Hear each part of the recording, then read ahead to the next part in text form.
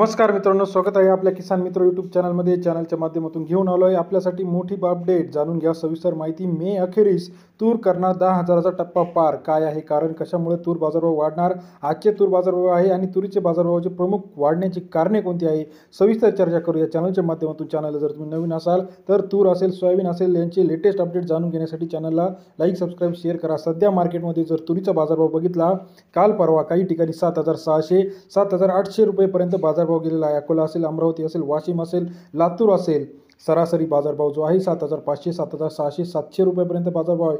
येत्या काही दिवसामध्ये तुरीच्या बाजारभावामध्ये प्रचंड वाढ होणार आहे. काय सविस्तर कारणे आहे, कशामुळे तुरीचे बाजारभाव वाढणार, सरकारने काय असा निर्णय घेतला की जेणेकरून तुरीचे बाजारभाव वाढणार आहे, सविस्तर चर्चा करूया चॅनलच्या माध्यमातून. सुरुवातीला बघा, आता सध्या पावसाळा सीझन चालू झालेला आहे. तुरी जी आहे शेतकऱ्यांकडे थोडी शिल्लक आहे, परंतु ही तूरसुद्धा आता शेतकऱ्यांना चांगला पैसा कमवून देऊ शकते. कारण सरासरी बघितलं आपण तर बाजारभावाचं ॲव्हरेज वाढलेलं आहे. आणि येत्या काही दिवसामध्ये महाराष्ट्रातील जे काही प्रमुख तुरी आहे, लाल तूर असेल, पांढरी तूर असेल, काळी तूर असेल, सरासरी बाजारभाव 8,000 ते 10,000 रुपये आहे.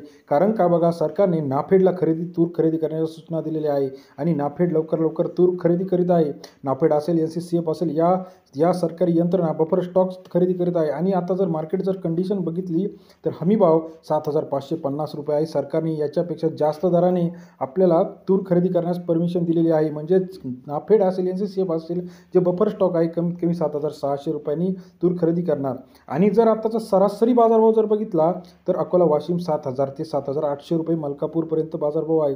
महाराष्ट्रातील जे काही महत्त्वाचे मार्केट आहे, जिथं आवक चांगली आहे, यामध्ये वाशिम असेल, दुधनी असेल, तसेच अंबेजोगाई असेल, अकोला असेल, लातूर असेल. सरासरी दर 7,200 7,600पर्यंत आहे. काल श्रीगोंदा या ठिकाणी 7,800 रुपयापर्यंत बाजारभाव गेला आहे. बाजारभाव जो आहे पांढरी तूर, काळी तूर आणि लाल तूर यांचे वेगवेगळे आहे.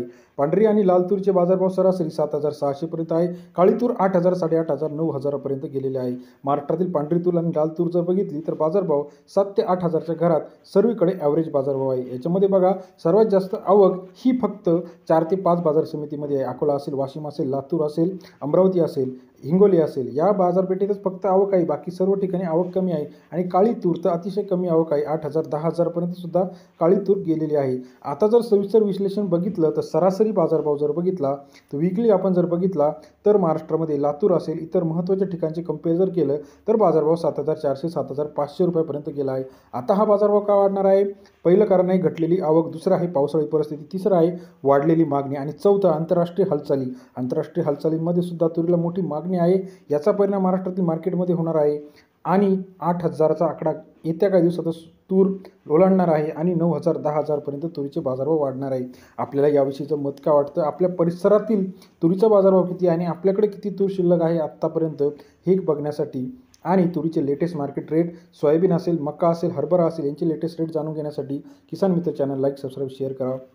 आपण जो तुरीचा इंडेक्स म्हणतो, हा जागतिक इंडेक्स जर बघितला तर तो वाढता आहे. बाहेरच्या देशांमध्ये आणि बाहेरच्या राज्यांमध्ये तुरीला चांगली मागणी आहे. महाराष्ट्राच्या बाहेरील जे इंदोर मंडी असेल, उज्जैन मंडी असेल, इथे तूर 8,000 8,500 9,000पर्यंत गेलेली आहे. कारण का बघा, महाराष्ट्र एकमेव असं राज्य आहे इथे 40 ते 50% तूर ही प्रोडक्शन होत असते. बाहेरच्या राज्यांमध्ये तूर जिला कमी प्रोडक्शन आहे. याचा परिणाम असा होत आहे की महाराष्ट्रातील तुरीला चांगला बाजारभाव आहे. पंजाब असेल, त्याचबरोबर गुजरात असेल, मुंबई असेल, दिल्ली असेल, या सर्व ठिकाणाहून तुरीला चांगली मागणी आहे. येत्या काही दिवसात तूर नक्की 10,000चा आकडा पार करेल, यात काही शंका नाही. आपण कोणत्या तालुक्यातून, कोणत्या जिल्ह्यातून आमचा व्हिडिओ बघत आहात, कमेंट करून सांगायला विसरू नका. आणि जर तुम्हाला माहिती आवडली असेल तर किसान मित्र चॅनलला लाईक, सबस्क्राईब, शेअर करा. धन्यवाद मित्रांनो.